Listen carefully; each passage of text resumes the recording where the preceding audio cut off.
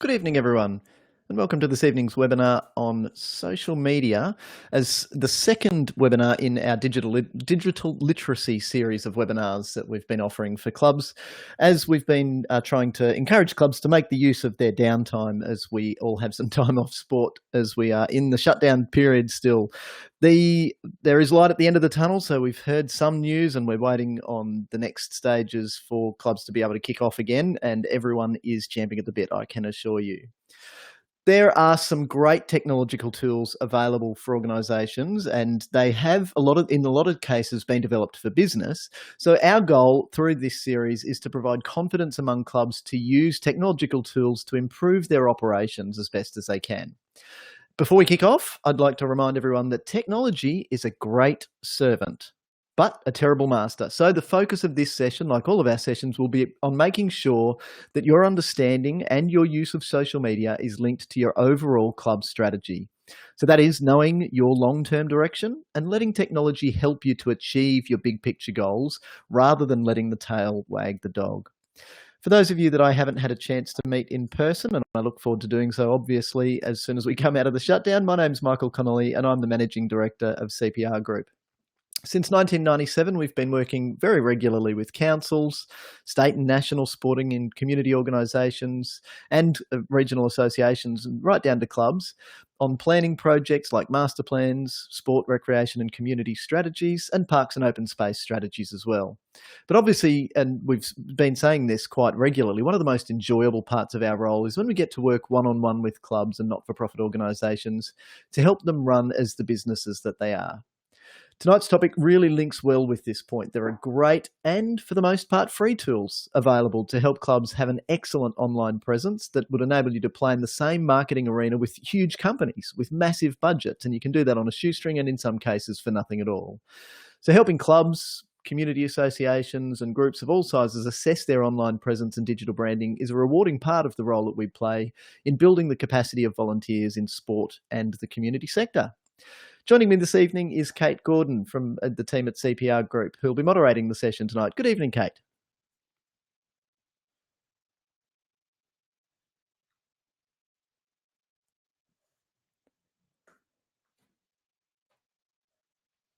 We seem to be having some problems with Kate's audio, so at the end of the session, Kate will be monitoring the questions I'm as here they now, come in. Michael. I'm sorry. Oh, great, Kate. I'll let you continue then. My earphones. Good evening to all of our attendees and to you, Michael. I just wanted to let everyone know that as we are going through this webinar, if you have any questions that pop up, there's a little tab over on your left-hand side. You'll see Q&A. You can type your questions in there. I'll be able to see them. They won't be public for everyone else to see. Type your questions in there. If we get time at the end, we will go through the questions and Michael will be able to answer those for you. Any questions that we run out of time to get to, we will follow up with you tomorrow and we'll make sure that we touch base and get those questions answered and get any documents or, questions back to you as soon as possible. So back to you, Michael. Thank you, Kate. So lots of the advice that we give is timeless, and that's great because we deal with people, and so the sorts of timeless advice we give are things like how you should run as a business, and not like a business, but as the businesses that you are. Sport and a lot of community organisations provide very valuable services that are valuable to your customers and your members. The other parts of what we do that are timeless is dealing with the psychology of volunteering and, of course, understanding the foundations of great facility planning for sport and recreation. However, tonight, I'm really happy to admit that some of the advice in this presentation about technology in particular is going to go out of date, making this an exciting and ever-changing topic. So it's so much fun to deal with these topics because it is an amazingly quick-moving world around us. So the date today for anyone watching this in the future is Wednesday, 20th of May, 2020. So if you are watching this down the track, it will pay for you to check back on the specific tools mentioned because some of them may not even exist in the future. That said, of course, though, the importance of building your digital presence around solid strategy will remain timeless advice. So for those of you who are wondering why the internet was invented, well, we can go right back to the late 1960s with the creation of ARPANET, or the Advanced Research Projects Agency Network, which was originally funded by the US Department of Defense. Obviously, they're looking for defense, looking to the world of technology to improve their defense. Technology continued to grow into the 70s with the development of transmission control protocol and internet protocol, which you would recognize as being the TCP/IP when you're setting up your internet at home. It's a communications model that set the standards for how data could be transmitted between multiple networks. In January 1983, ARPANET adopted TCP/IP. There'll be a test on this at the end, so make sure you're listening and taking notes. ARPANET adopted TCP/IP, and from there, researchers began to assemble what became the network of networks, which over the next 7 years and into 1990 became the World Wide Web, as invented by Tim Berners-Lee. Or you might think that the internet was just invented to distribute my songs and my music, or for funny cat videos. Anyway, this session is about capitalizing on the tools that are freely available in 2020 to create meaningful engagement for the purpose of achieving your desired results. I'll say that again, for the purpose of achieving your desired results. So you must therefore know what it is that you're trying to achieve before you set out on a journey to get online as quickly as you can. You don't want to take a shoot from the hip approach when it comes to dealing in the world of social media.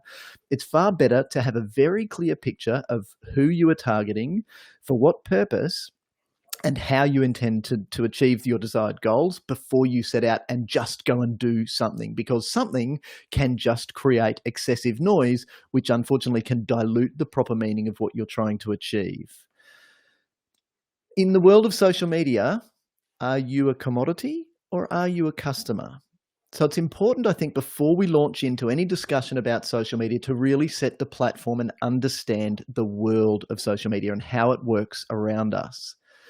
To be clear, if you're not paying, you're not the customer. So when I set up a Facebook account and it is free, I'm not the customer. I'm actually what is being sold. Data is extremely valuable. Big businesses understand this. Small businesses that started in dorm rooms somewhere in America also understood this, and they understood the value of that data because it creates leverage from which more money can be made. Data, I believe, is the new currency. Some call it big data and some get scared of it. Understanding that there are privacy implications around some of the stuff that we'll talk about, we live in a society, particularly in Australia, that is quite protective of our individuality and protective of our role online. But just understand that when you're clicking agree to those privacy conditions every time you set up a new social media account, remember that you're not agreeing that the providers will keep your data private. You, as what is being sold, is agreeing that they can sell your data to make money or use your data to make money from advertisers. So see it for what it is, and I thought it'd be a good chance to state this up front. See it for what it is so that you can understand social media and the world in which we live, and start to leverage it to achieve what you want to achieve, but understand it for what it is. 20 years ago, this is pretty much what the online world looked like. In 2000, we were nearing the end of the dot-com bubble, where people would just throw everything at investors were throwing so much money at anything that had a .com after it before we even knew how we would use the internet to make more money. But by 2000, we were starting to understand how it would settle into our everyday lives, and we had email addresses, and those of us that were online had basically made up our minds as to how we were going to use the internet of 2000. Were we going to just establish ourselves with an online presence that really was an online brochure, and it was fairly static in nature, and then just drove people to pick up the phone and call us or come and visit us at our physical sites? Or were we going to use it as a way to share some level of information? But the limited availability of do-it-yourself tools back then meant that really most sports clubs were really only dabbling in anything online beyond occasionally looking for funny pictures of cats. As we move, though, 20 years into the future, a lot has changed. The world of digital marketing is now, I think, more fragmented than it used to be because we have more tools available to us.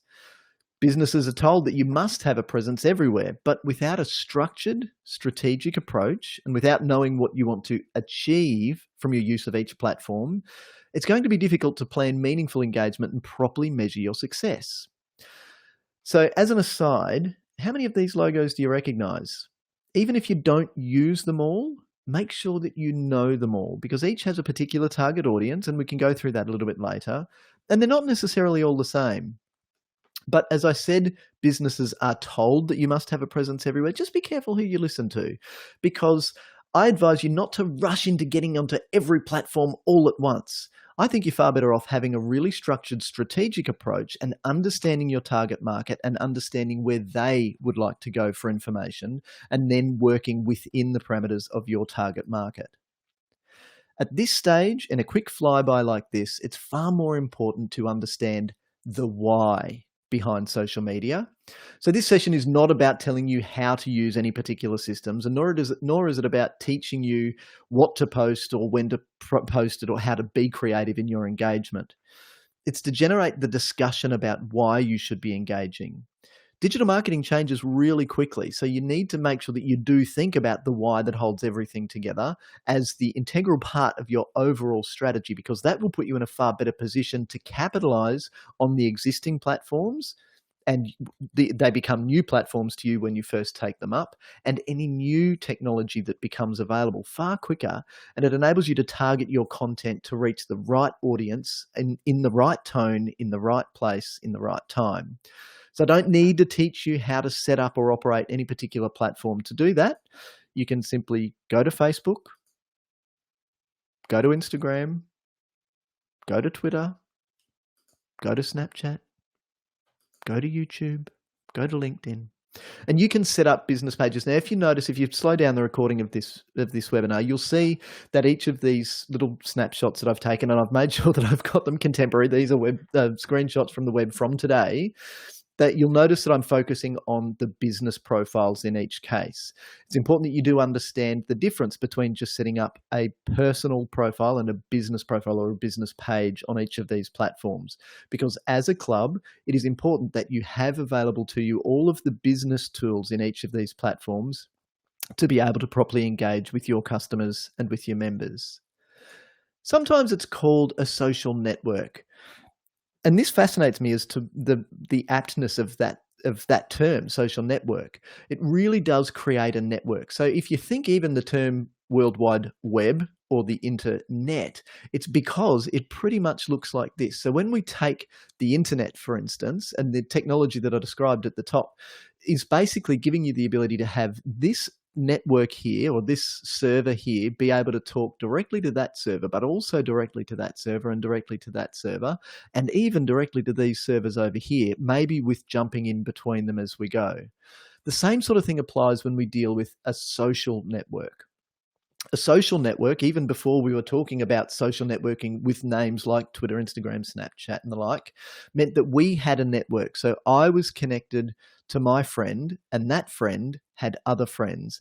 In some cases, we were mutual friends, but in other cases, these people out to the side aren't my friends, but I know them through a mutual friend.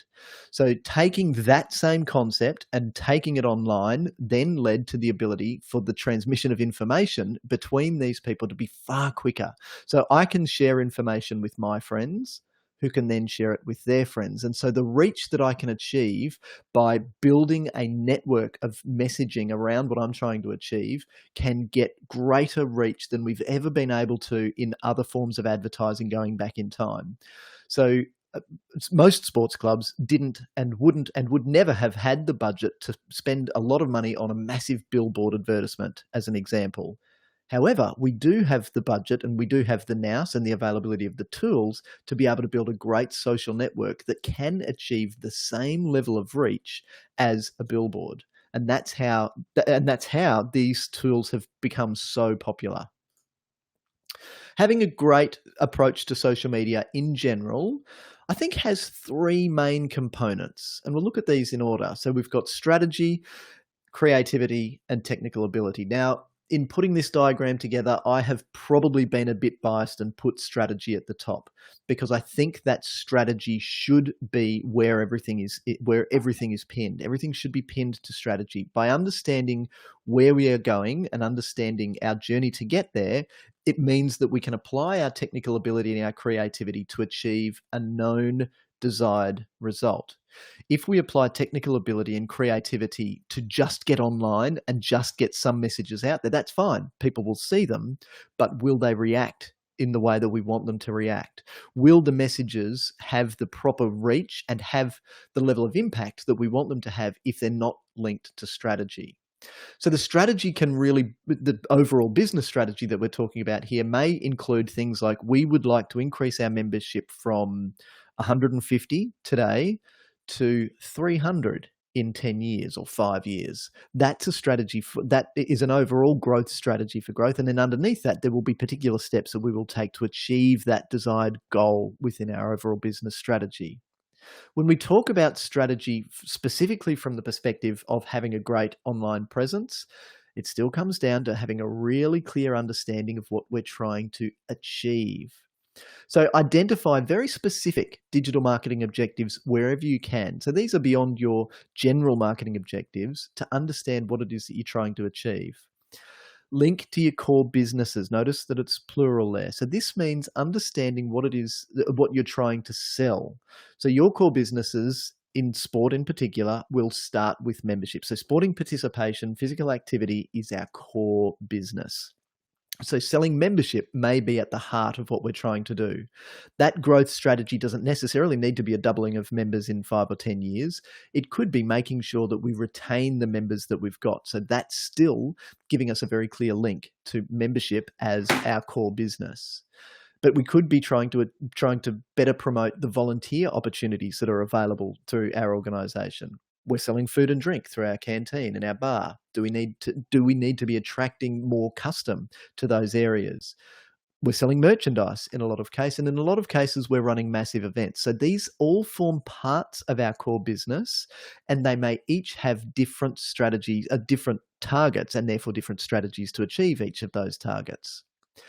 Be very clear on your target markets, and this means being clear on who you want to buy. So your core businesses are what you want to sell, and your target markets are who you are selling to or who you want to buy what it is that you're selling. So for example, these are our existing members. These are potential members. These could be sponsors that we don't yet have. These could be the families of our members, and they could be our local neighbours as well. From moving on from strategy into creativity, this is really the fun part. And you don't need a marketing degree, an arts degree, or be able to draw really well to be able to be creative. Being creative online, and you only need to think about some of the funny memes that people have sent you, and you look at it and you say, that's just funny. And it's because of the way that it is constructed. But let's run through the list quite quickly. Brand consistency means that you have a brand and you should be consistent in the way that it's seen in the world. So this is your organization's name, your logo, and making sure that your colors are consistent across all platforms. Are you protecting the use of your brand? For instance, make sure that there aren't members in individual teams, for instance, using your branding, using your logo, using your color to go and sell raffle tickets, for instance, or do their own team promotion without consistency. Now, I don't mind making a bit of a point about this because there are too many cases of people who have underestimated the value of their brand. And there are some famous brands, some ticks and swooshes and things that have been designed that have not sold for their proper value. And by proper value, I mean that the value that they bring to those brands for a very long time into the future. So make sure that once you've got a brand, your name and your logo, that you do protect it and you do use it carefully. Messaging and tone means, are you using social media for news and information? Are you making sure that you're giving, so for instance, it could be changed training times or wet weather information? Or are you using social media to generate discussion or to seek feedback and answer questions from your customers and your members? Are you trying to build awareness? Are you trying to deal with customer service inquiries? So these are all purposes that you can use. So the messaging that will go out. Or are you simply trying to drive people from social media to where your website is, where you're giving out the information the way you want to? Or does social media sit on its own? The tone of the messaging means, are we formal? Are we kidding? Are we jokey? Are we family-oriented? Are we having fun? So make sure that if you do choose a tone, you try and build a level of consistency there. Make sure when you do that, though, that you don't dilute the message by trying to be too clever or too funny. And you can probably think of some ads, and I can certainly think of some that I've seen waiting at bus stops, that are just trying to be too clever. For the most part, they don't last long. You can see that they didn't have the desired effect. They were tested, but they didn't have the desired effect. But in the interests of having consistency, it's important that your messaging and tone is consistent as well. Then we can have sharing. Are you going to share articles, blog posts, photos, videos from members, news from peak bodies, training and competition information? This all comes into being creative, and then how we share it is having tailored content across each of our individual platforms. So the information may be similar, but it could be tailored for the specific targets we're trying to reach via our use of each social media platform. Your use of photos, of videos, even of kids' drawings can generate so much more engagement than words on their own. Think about your own use of social media and indeed your own use of the web in general. As you're scrolling, it's the colourful, shiny things that grab your attention. Now, I'm allowed to say that because I'm a boy, and colourful, shiny things always grab my attention. But if those colourful, shiny things are moving as well, they will grab your attention. There are tools that you can use online, and some of them even begin with free subscriptions that enable you to create really quick, short videos like cartoon videos or whiteboard explainer videos that grab people's attention so much more than words, and even more than a static, colourful image. When you're using as a little aside, when you're using photos or videos of individuals, of people in particular, and of kids in particular, please make sure that you do have some policies around the way that you are using the images of people. Just I'm conscious of child protection issues there that can be the part of a bigger discussion, but make sure that you do have pretty good policies around your use of photos of individuals.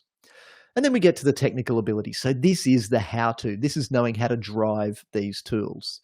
So it starts at the top here with making sure that you do have a good policy approach to your use of social media. Now, this policy does not need to be super complicated. It can be a few sentences, a few dot points, or a few paragraphs, but it then gives a transferable list of information that you can give to other people who take on part of a role or the entire role of managing social media. So it can consider who will be allowed to post on behalf of the organization in particular here. So obviously anyone can comment if the rules that you set allow people to provide their own comments. But if you are trying to have some consistency, then you may have some consistency over the people who post as well. What are the sorts of information that you'd like them to post? When should they post? How will they be able to do that? So will that be that they'll be all logged in as themselves, that they'll be logged in using a shared password, which I certainly would not recommend, or will you use a syndication tool where you can post by having pre-programmed or scheduled posts? Do you have a screening process, or is it just a free-for-all? Do you have scheduled but pre-approved posts that can go up? So this is getting into the layers of technicality here. For the frequency of posts, are they daily, weekly, monthly, or are they sporadic? Don't underdo it, because don't think that putting one post up a quarter is going to keep you in the public's eye. By the public's eye here, I mean your target market's eye. But also, don't allow great messages to get lost in the noise of unhelpful and uninspiring posts. So if all you're doing is sharing guff from other places, then just consider that might not actually be helpful to your members, because what they're looking for is training on because it rained this morning. So if that's the important message, don't let it get lost in a bombardment of funny cat pictures. You will have access to data analytics. So respond to those data analytics. From there, you will be able to see which posts get the best reach, get the best engagement, what time your posts achieve the best reach or the best engagement, which sorts of content get shared the most among your members. Because remember, in the way that we created that network, it's the sharing that generates the value of social media. And it's really important to understand that there is a lot of automation available to you. You don't need to be online every 7 hours if that's the frequency at which you choose to post. You can have tools that will do that for you. So one example off the top of my head is called Loomly.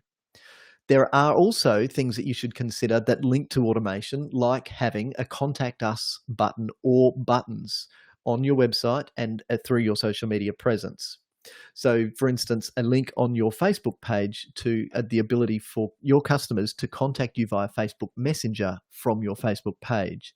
But it goes beyond that, because even when we get to our own web page, we can have a live chat tool. Now, these sorts of tools are not exclusively available to the super rich companies anymore. Tools like Zendesk or Zoho Desk are available to groups to use that you can set them up and customize them the way you like. So you do not need to be online all of the time. And the automation in that can also know when you're online and when you're available to answer chats, to answer questions that come in via live chat.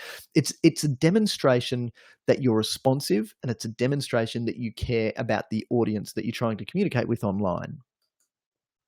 So let's go back to this picture now and have a look at what we've got in the middle, because we have talked about some specifics about the social media platforms that exist on the outside, but the website is at the center, because your website is the only channel controlled completely by you.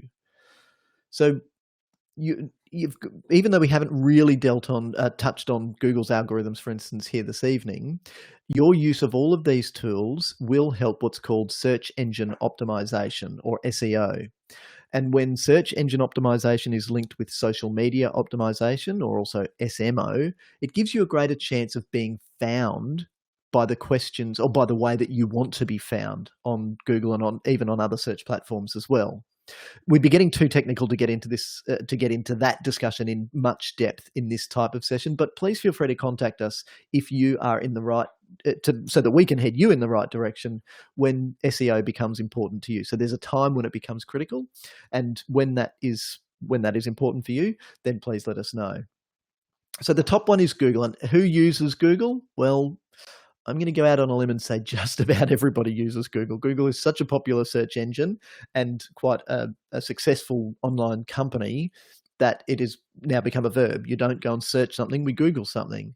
So apparently there are 100 billion searches through Google per month. Google has a paid product called Adwords, which is paid advertising. So you can have, and that's called PPC, or pay per click advertising. Then we move around to Facebook, and almost everyone uses Facebook. There are 1.5 billion Facebook users. What that generates, which is really important, is accurate data that you can use to target your reach when the time comes for you to do paid advertising, and that's when you do become the customer. What it gives you is the ability to target your posts exactly where you want them to go. The next one around is YouTube. So lots of people use YouTube with about 4 billion views per day. Notice though that there's an increase in advertising on YouTube, even during election campaigns. Twitter has about 300 million users. Instagram, over on the top left next to Google, Instagram has about 400 million people, and this is for visual consumers. Snapchat in the bottom left is more targeting towards 13 to 34-year-olds, and that seems like an odd band in there, but 13 is the age group where most online use policies begin.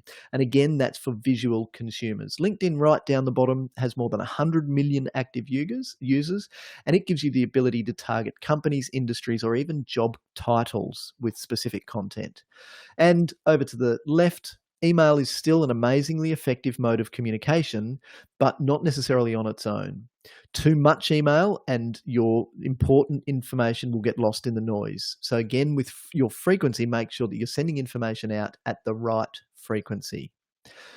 Don't forget though, that there is still the value of personal face-to-face communication. And this used to be called, in the marketing world, word of mouth. So don't forget that there is still so much value in your ability to personally engage with people, not necessarily through social media, but your engagement as leaders in sport and recreation to create positive experiences that then make people talk positively to their friends about you.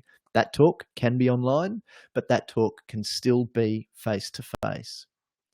So this has really been a very quick flyby introduction to the use of social media for sport and recreation organisations.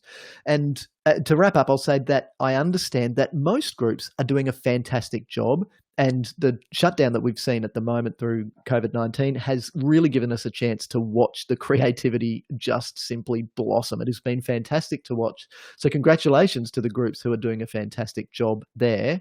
And I hope that you've been able to take away some tidbits of advice that will help you to improve and grow your online presence. So I'll throw to Kate to see if there's any questions that have come in through the Q&A before we wrap up.